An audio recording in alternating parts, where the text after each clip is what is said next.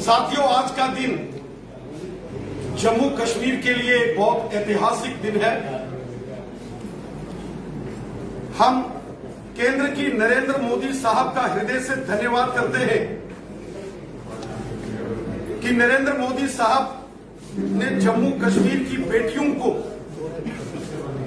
आज एक ऐतिहासिक निर्णय द्वारा जो उनको इंसाफ दिया है, उसके लिए हम श्रीमान नरेंद्र मोदी साहब का हृदय से धन्यवाद करते हैं। माननीय गृह मंत्री श्रीमान अमित शाह साहब का और जम्मू कश्मीर के माननीय उपराज्यपाल श्रीमान मनोज सिन्हा साहब का हृदय से धन्यवाद करते हैं, आभार व्यक्त करते हैं। पिछले 70 वर्षों में जम्मू कश्मीर के अंदर धारा 370 और 35A की आड़ में जम्मू कश्मीर की बेटियों के साथ बहुत अत्याचार किए गए। पिछले 70 वर्षों में जम्मू कश्मीर की बेटियों से उनके हक छीने गए। जब भी जम्मू कश्मीर से यहां की किसी बेटी का विवाह, उसकी शादी जम्मू कश्मीर से बाहर होती थी, उसके सारे जम्मू कश्मीर में संवैधानिक अधिकार समाप्त कर दिए जाते। क्रिमिनल इनजस्टिस जम्मू कश्मीर की बेटियों के साथ यहां कांग्रेस, नेशनल कॉन्फ्रेंस और पीडीपी की सरकारों ने 70 साल यहां जम्मू कश्मीर के अंदर किया। जम्मू कश्मीर की अगर कोई बेटी यहां से उसकी शादी बाहर के किसी अन्य राज्य में होती थी, उसके जम्मू कश्मीर में सारे अधिकार समाप्त कर दिए जाते थे। और यहां तक कि पाकिस्तान के कब्जे वाले जम्मू कश्मीर से अगर किसी लड़की की शादी जम्मू कश्मीर में की जाती थी, उसको सारे अधिकार दिए जाते थे, लेकिन जम्मू कश्मीर की बेटियों के अधिकार समाप्त कर दिए जाते। आज नरेंद्र मोदी साहब की सरकार ने जम्मू कश्मीर के संदर्भ में जम्मू कश्मीर की बेटियों के लिए जो ऐतिहासिक निर्णय लिया है, और जम्मू कश्मीर की बेटियां अब चाहे उनकी शादी जम्मू कश्मीर से बाहर होगी, उनके बच्चों को, उनके पति को भी जम्मू कश्मीर के अंदर वो पूर्ण अधिकार प्राप्त होंगे जो भारतीय संविधान के अंदर दिए जाते हैं। हम सब जानते हैं कि धारा 370 के अंतर्गत जो रैपिंग की दुनिया में एक नया नाम, a complete wrapping of phones, laptops, AirPods, smartwatches and kits। अब अपनी कीमती चीजों को स्क्रैच से बचाएं और रैपिफाई शोरूम पर महफूज कराएं। With Rapify showroom, Chhanpora near Florence hospital, Srinagar, Kashmir. Contact 9797 602076। याद रखें, a complete innovative wrapping solution, Rapify। 35A का प्रावधान था, उसके चलते यहां की महिलाओं, यहां की बेटियों के साथ बहुत बड़ा इंसाफ होता। Doctor Sushila Sahni versus Jammu Kashmir government का वो केस आपने देखा होगा। डॉक्टर सुशीला साहनी जी, उन्होंने एक लंबी लड़ाई लड़ी अधिकारों के लिए। जब जम्मू कश्मीर की कांग्रेस, एनसी और पीडीपी की सरकारों ने महिलाओं के अधिकारों को समाप्त किया जम्मू कश्मीर में, उस वक्त डॉक्टर सुशीला साहनी जी ने अदालत का दरवाजा खटखटाया। 7 अक्टूबर 2002 को जम्मू कश्मीर हाई कोर्ट की फुल बेंच ने जब डॉक्टर सुशीला साहनी जी के पक्ष में निर्णय दिया कि जम्मू कश्मीर की सभी बेटियां जो जम्मू कश्मीर से बाहर जिनकी शादी होती है, उनको भी जम्मू कश्मीर में अधिकार मिलेंगे, वो ऐतिहासिक निर्णय था। लेकिन उसके तुरंत बाद उस समय नेशनल कॉन्फ्रेंस की सरकार थी। नेशनल कॉन्फ्रेंस ने उस निर्णय के खिलाफ अदालत का दरवाजा खटखटाया और कोर्ट में क्यूरेटिव पिटीशन दायर की नेशनल कॉन्फ्रेंस के लोगों ने, ताकि महिलाओं के अधिकार जो कोर्ट ने बहाल किए थे उसको समाप्त करने के लिए नेशनल कॉन्फ्रेंस 2002 में कोर्ट चली गई। अब चूंकि 2002 के चुनावों के बाद जम्मू कश्मीर में सरकार बदल गई और सरकार बदलने के बाद जम्मू कश्मीर में कांग्रेस और पीडीपी की सरकार बनी। कांग्रेस और पीडीपी की सरकार ने और बड़ा जुल्म किया जम्मू कश्मीर की बेटियों और बहनों और माताओं के साथ, यहां की महिलाओं के साथ। कांग्रेस और पीडीपी की सरकार ने मार्च 2004 में जम्मू कश्मीर की लेजिस्लेटिव असेंबली में एक बिल लाया जिसका नाम था Jammu and Kashmir permanent resident status disqualification bill 2004। इस बिल में जो 2002 में ऑनरेबल हाई कोर्ट ने जम्मू कश्मीर की महिलाओं को अधिकार दिए थे, उसके खिलाफ कानून बनाने की कोशिश कांग्रेस और एनसी ने की। और वो क्यूरिटी पिटीशन जो पहले से ही दायर की थी एनसी ने जम्मू कश्मीर की बेटियों के खिलाफ, उससे भी बड़ा अपराध कांग्रेस और पीडीपी की 2004 की उस सरकार ने किया। हम सब जानते हैं कि 2004 में जब वो बिल असेंबली में लाया गया कांग्रेस और पीडीपी की सरकार ने कि जम्मू कश्मीर की बेटियों के सारे राइट्स खत्म कर दो, उस वक्त क्योंकि वो कॉन्स्टिट्यूशनल अमेंडमेंट थी और किसी भी कॉन्स्टिट्यूशनल अमेंडमेंट को पास करने के लिए असेंबली में 2/3 मेजॉरिटी चाहिए होती है। और चूंकि नेशनल कॉन्फ्रेंस अपोजिशन में थी, लेकिन एनसी ने भी 2004 में कांग्रेस पीडीपी के उस बिल का समर्थन करते हुए 2/3 मेजॉरिटी से एंटी विमेन्स बिल, महिला विरोधी कानून जम्मू कश्मीर की असेंबली में पास करके जो अदालत ने 2002 में महिलाओं को हक दिए थे, उसको भी समाप्त करने की कोशिश की थी। उसके बाद पूरे जम्मू कश्मीर के अंदर प्रचंड आंदोलन हुआ, लेकिन एनसी, कांग्रेस और पीडीपी की सरकारों ने किसी की सुनवाई नहीं की।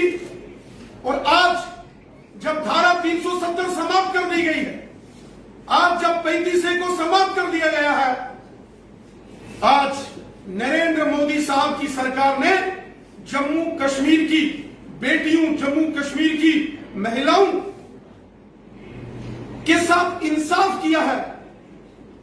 मोदी साहब का वो स्लोगन, वो नारा, वो मूल मंत्र, सबका साथ, सबका विकास और सबका विश्वास,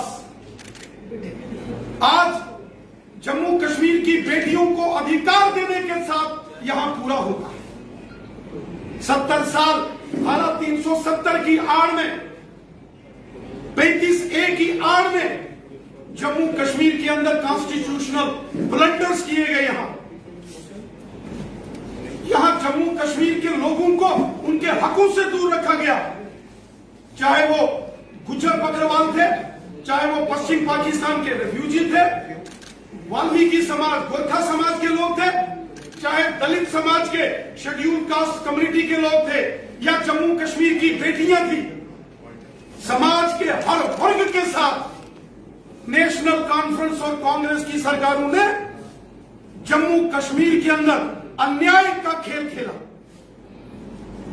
आज जब एक नया अध्यादेश जारी करके केंद्र की नरेंद्र मोदी साहब की सरकार ने, हमारे माननीय केंद्रीय गृह मंत्री अमित शाह साहब ने और जम्मू कश्मीर के माननीय उपराज्यपाल मनोज सिन्हा साहब ने जम्मू कश्मीर की बेटियों को, हमारे जम्मू कश्मीर की महिलाओं को संपूर्ण अधिकार दे दिए हैं।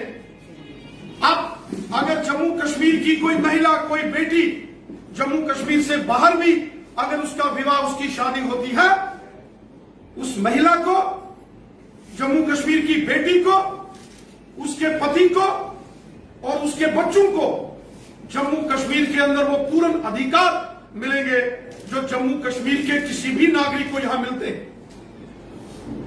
जम्मू कश्मीर के अंदर बहुत सारे ऐसे नेता हैं, बहुत सारे ऐसे लोग हैं कश्मीर घाटी के अंदर जिन्होंने पाकिस्तान से शादियां की, पाकिस्तान की किसी लड़की की शादी यहां होती थी, उसको अधिकार मिलते थे यहां। लेकिन हमारे जम्मू कश्मीर की किसी बेटी की शादी दिल्ली, पंजाब, हरियाणा, उत्तर प्रदेश, महाराष्ट्र, राजस्थान, कर्नाटका में अगर होती थी, उसके अधिकार समाप्त कर दिए जाते थे। कितना बड़ा अन्याय था, क्रिमिनल इनजस्टिस था।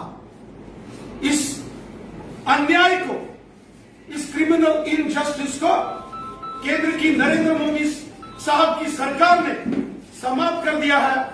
मैं जम्मू कश्मीर की लाखों करोड़ों माताओं, बहनों और बेटियों की तरफ से अपने देश के यशस्वी प्रधानमंत्री नरेंद्र मोदी साहब का हृदय से धन्यवाद करता हूं। मैं धन्यवाद करता हूं अमित शाह साहब का, केंद्रीय गृह मंत्री जी का। मैं धन्यवाद करता हूं अपने honourable lieutenant governor Manoj Sinha साहब का, जिन्होंने ऐतिहासिक निर्णय लेकर बहुत बड़ा उपकार का और पुण्य का काम किया है। जम्मू कश्मीर की जनता माननीय प्रधानमंत्री जी, माननीय गृह मंत्री जी और माननीय उपराज्यपाल महोदय का हृदय से धन्यवाद करती है। मैं जम्मू कश्मीर की तमाम माताओं, बहनों और बेटियों को आज बधाई देता हूं। जम्मू कश्मीर की बेटियों को सही मायने में आज उनको स्वतंत्रता मिली है, आज उनको उनका हक मिला है, आज उनको इंसाफ मिला है, जिनकी लड़ाई उन्होंने 70 साल यहां लड़ी है। सर, एक ऐतिहासिक फैसला लिया गया, वाकई आपने सही कहा, जम्मू कश्मीर की बेटियों को उनका अधिकार मिला है। सर, जो बेटियां बहनें बाहर से शादी कर यहाँ पर आती हैं, उनके लिए क्या प्रावधान है? उनके, मैंने पहले कहा, जम्मू कश्मीर के अंदर धारा 370 और 35A की आड़ में बहुत बड़ा खिलवाड़ यहां होता था। कानूनी खिलवाड़, कॉन्स्टिट्यूशनल ब्लंडर्स किए जाते थे। जम्मू कश्मीर की अगर कोई बेटी, इससे पहले जब यहां धारा 370 थी, अगर हमारी जम्मू कश्मीर की कोई बेटी, कोई महिला की शादी जम्मू कश्मीर से बाहर होती थी, उसके सारे अधिकार कांग्रेस, एनसी और पीडीपी वालों ने खत्म करके रखे। और जब अदालत ने, honourable high court Jammu Kashmir ने 7 अक्टूबर 2002 में यह निर्णय लिया, जम्मू कश्मीर हाई कोर्ट की फुल बेंच ने, कि ये जो कानून, यहां काले कानून कांग्रेस, एनसी, पीडीपी ने लगाए हैं, ये गलत है और महिलाओं को अधिकार दिया जाना चाहिए।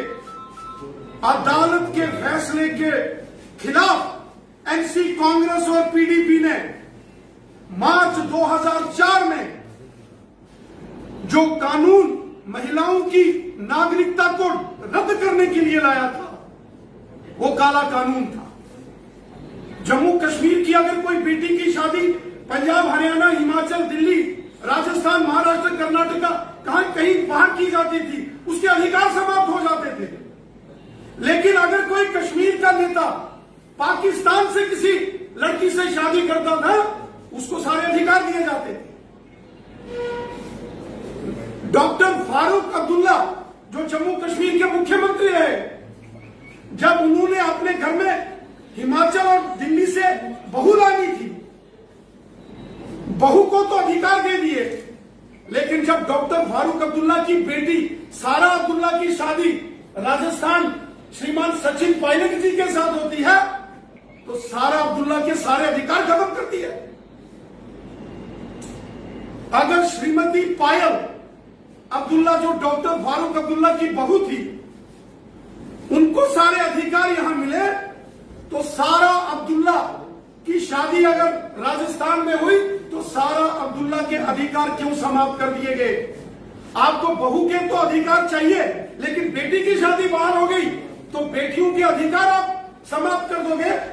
70 साल हमारी माताओं, बहनों ने यहां लड़ाई लड़ी। जम्मू बार एसोसिएशन ने, भारतीय जनता पार्टी ने, सामाजिक धार्मिक संगठनों ने यहां संघर्ष लड़ा, लेकिन एनसी, कांग्रेस और पीडीपी की सरकारों ने यहां महिलाओं के अधिकार छीने, उनको अधिकार नहीं दिए।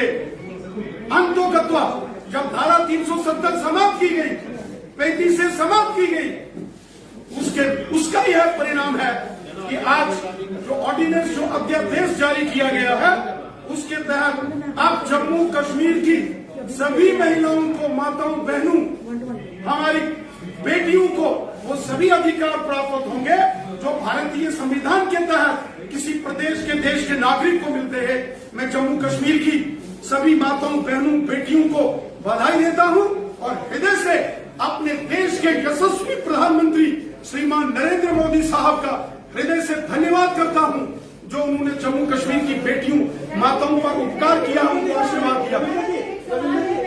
पिछली सरकार में मुख्यमंत्री के तौर पर रही, एक महिला नेता होने के नाते उन्होंने महिलाओं की आवाज बनने की कोशिश की।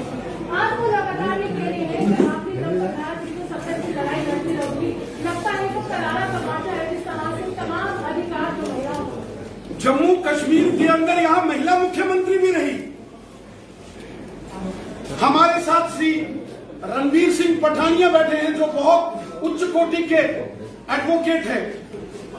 द बेस्ट लेजिस्लेटर अवार्ड जिनको जम्मू कश्मीर के अंदर 2015 में दिया गया। और जब मैंने जम्मू कश्मीर विधानसभा के अंदर ये बिल लाने की कोशिश की, उस वक्त के जो